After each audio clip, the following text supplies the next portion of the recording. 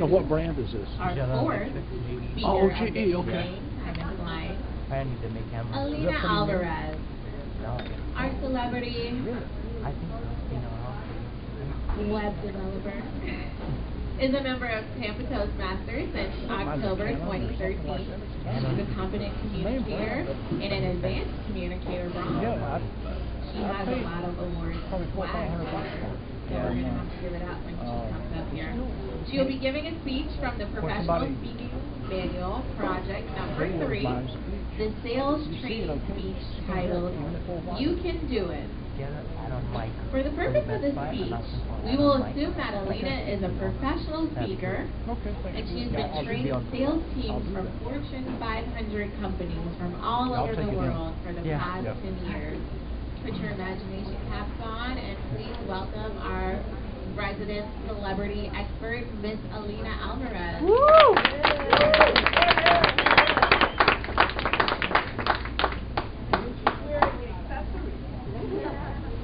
Raise your hand if you're in sales. If you are in sales. Why are you not raising your hand? Oh, yeah. Why are you not raising your hand? Are you sure?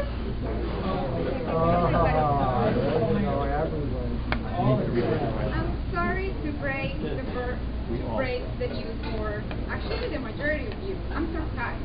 I thought that everybody was going to break it. But all of you are in sales 24/7. You have really good plans for the weekend, and I'm sure you have to sell that idea to mirrors, correct? I know you travel all around the world, and sometimes you have to get your point across so you get what you want. Right, Maria? Okay. Ladies and gentlemen, Madam Toastmasters, fellow Toastmasters, and most welcome guests. I'm here to tell you that all of you are in sales. Therefore, that's why you are in this room. We are here today to learn a 5-step winning formula so that all of you can close the sale every single time. You ready for this? Yes? Yes? Excellent. Excellent. But first, I need to make a request. I've been giving this talk for over 10 years, and unfortunately, I always receive the same feedback. Alina, I'm not sure about your 5-step winning formula because at the end of the day, sales, that's hard. That's difficult. Sales is like dating. You have to have finesse and skills to figure out if your customer is really into you. Or it's like a box of chocolates. You never know what you're going to get. Or for the ones that like fishing, they tell me, Alina, sales is like fishing. You have to be in the right place. You have to have the right bait. You have to have the right technique to cook them and bring them to you. And fellow Toastmasters and welcome guests, I'm here to tell you that unfortunately, I cannot tell them that they are wrong. Because it's true. Sales is hard. Sales is like dating. Sales is like a box of chocolate or fishing. You just have to practice and practice and practice until you master the skill of selling. So for today's training, I have a huge request for you. I want you to change your mindset for the next 20 minutes. And instead of thinking that sales is hard, we're going to think that sales is easy. And there is a scientific reason behind it. When you think that something is hard, your brain automatically gets stressed out. You automatically put something on your shoulders that it makes you not to process information well. And you just give up even before trying. Versus, if you tell your brain that something is easy, sales is easy, eating cake is easy, right? You eat it. So I want you to please, for the next 20 minutes, think of sales is easy, so that you can absorb all the information that we're going to talk today, so that you give it a try, and with enough practice, you can make and close that sale. The first step for the winning formula is find out your prospect's needs. You have to do your homework. My background is in advertising and marketing. And I remember my first class when I went to college, the very first thing my professor said, before you stand in front of clients, the first thing you have to do is do your homework. Never ever show up in a meeting, in a presentation, without knowing who are you presenting. So for the ones who raise their hand, somebody that is in sales. No? Should be all of us. Marianne, what did you sell? Myself, my brand, my services. And what are you selling? Oh, I work in something called Eloquence, where we support patients to access communication in a very nice and slow way. Excellent. So when somebody reaches out to you, that's not one part of it. When you get a phone call, do you just tell them exactly what are your services, or you try to do a little bit of homework and research before presenting your service? Exactly, I want to know why they think I'll be part of the solution. Excellent, excellent.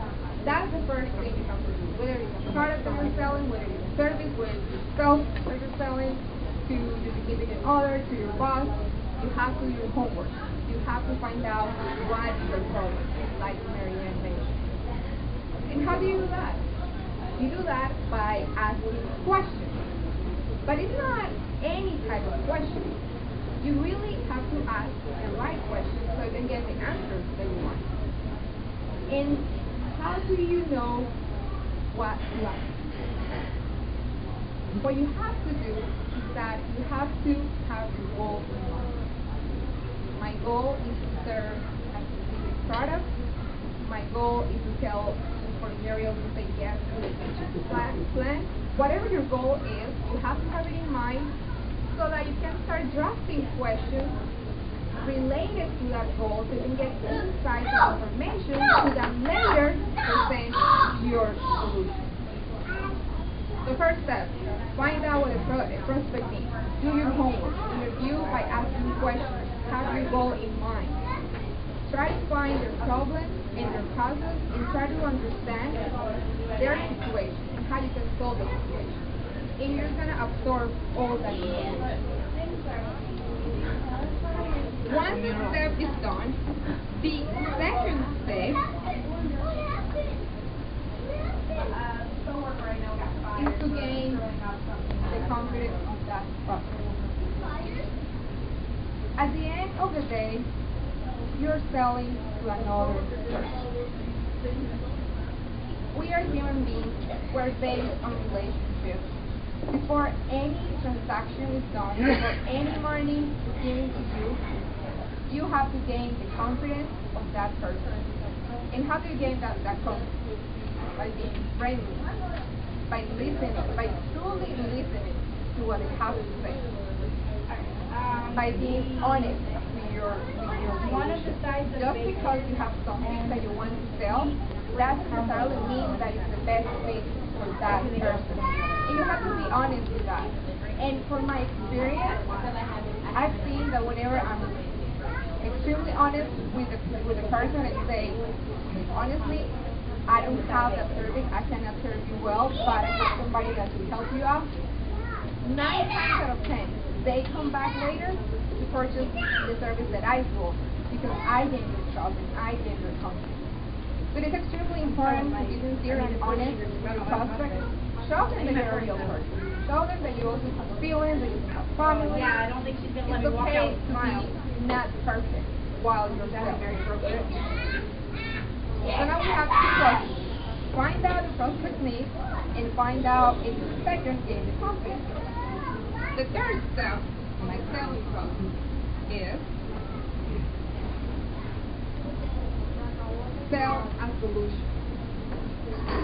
And this is where a lot of people get in trouble because they still think that it has to sell the product, the service, the idea. And that's not what you're selling. You're selling the benefit. You're selling the solution. You're selling that something that is going to make your life easier. For instance, right now, I work with a software company. And we make a pretty complicated product. Thankfully for me, I don't have to sell the product. I have to sell the benefit, which is way easier. They develop different software tools to process documents and save tons of time and money for companies. So when I'm reaching out, to potential customers, I'm not telling them this is the software development kit that you can add to your application, none of that stuff.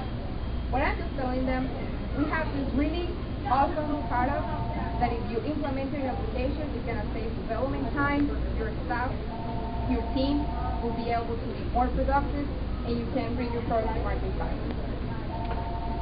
I had nothing to do by explaining what the product actually does. Keep in mind, have to sell the solution. And how do you do that? I have an assignment for you that will be really easy to remember. How do you sell a solution? Speaking about celebrities, you sell it by selling drama.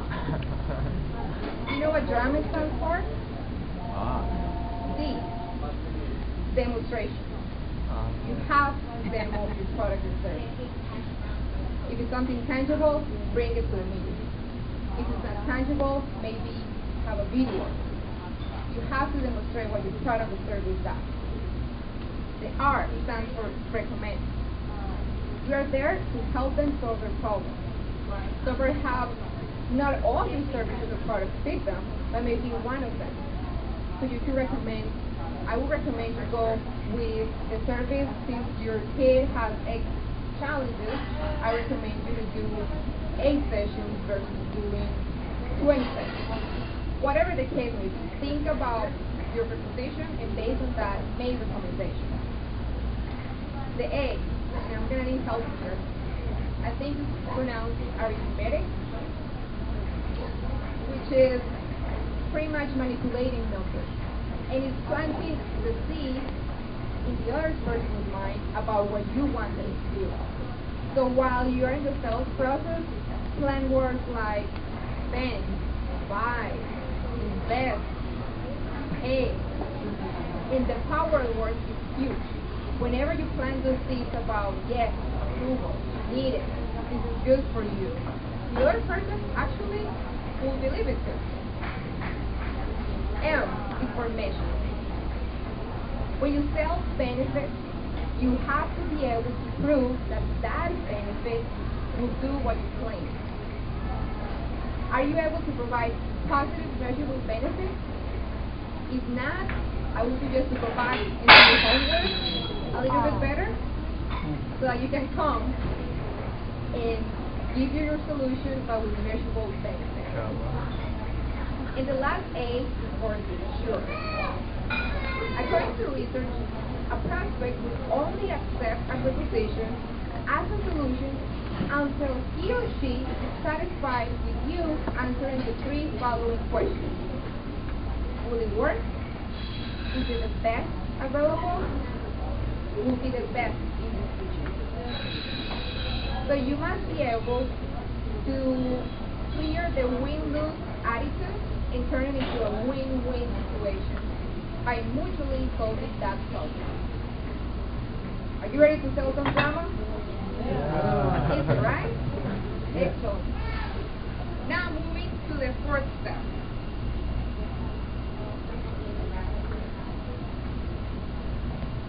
The 4th step is anticipate objections. So who would like to share what they sell? Sell my clients.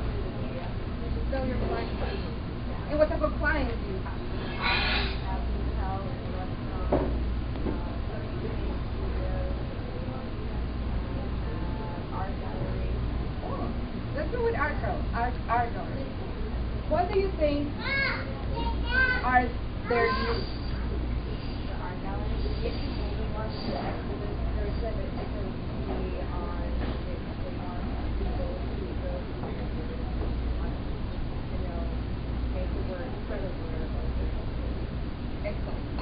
So we all know that media is extremely effective, but it also could be intangible in the sense that, yes, I could put the news out there, but that doesn't necessarily mean that X amount of people will go. So that's the objection that the art gallery may have towards your service.